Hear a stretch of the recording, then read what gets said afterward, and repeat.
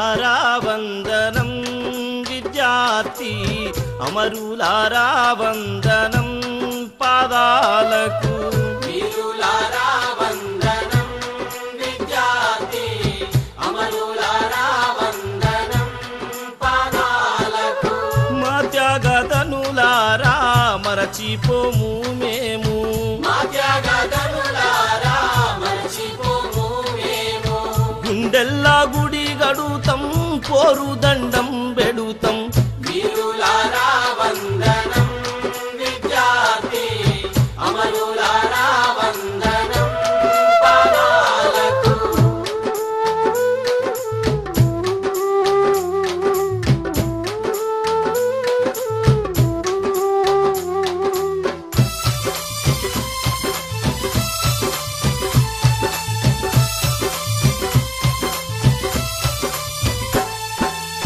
కాకతీయుల నుండి నిజాం రాజుల దాకా కాకతీయుల నుండి నిజాం రాజుల దాకా తెలంగాణ ఘనత తెలుసుకున్నారు చరిత తెలంగాణ ఘనత తెలుసుకున్నారు చరిత ఆంధ్ర దోపిడి చూసి అగ్గి పిడుగులైన వీరులారా వందనం విద్యార్థి అమరులారా వందనం పాదాలకు వీరులారా వందనం విద్యార్థి అమరులారా వందనం పాదాలకు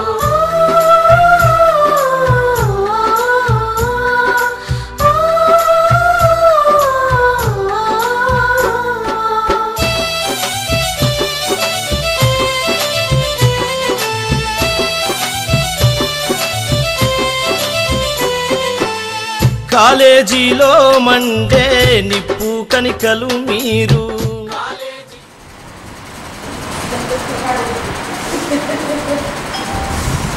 జగిత్యాల జిల్లాలో తెలంగాణ ఉద్యమం ఉవ్వెత్తున ఎగిసిపడడానికి కారణమైనటువంటి చాలామంది యోధులు ఎంతోమంది అమరవీరులు ఉన్నారు. ఎంతోమంది ఎన్నో రకాలుగా తమ తమ పద్ధతుల్లో తెలంగాణ ఆవిర్భావం కోసం స్వరాష్ట్ర సాధన కోసం ఎన్నో కొత్త కొత్త కార్యక్రమాలు చేసి ఈరోజు మన తెలంగాణ మనకి ఏర్పడి 3 సంవత్సరాలు పూర్తయిన సందర్భంగా మన రవి తను మల్యాల మండల్ రామన్నపేట గ్రామానికి చెందినవాడు. 4 సంవత్సరాలు తెలంగాణ ఎప్పుడైతే ఏర్పడుతుందో అప్పటి వరకు చెప్పులేసుకోకుండానే నేను తిరుగుతానని చెప్పి పూర్తిగా 4 సంవత్సరాలు తెలంగాణ ఆవిర్భావం వరకు కూడా తను చెప్పులు లేకుండా తిరగడం జరిగింది. ఏదో మన వాళ్ళ పూజలు పునస్కారాల కోసం 45 రోజులు, 4 రోజులు, 30 రోజులు వ్రతాలు చేసి ఇది వాడిస్తారు. కానీ తను పూర్తిగా 4 సంవత్సరాలు స్వరాష్ట్ర సాధన కోసం ఈ కార్యక్రమం చేయడం.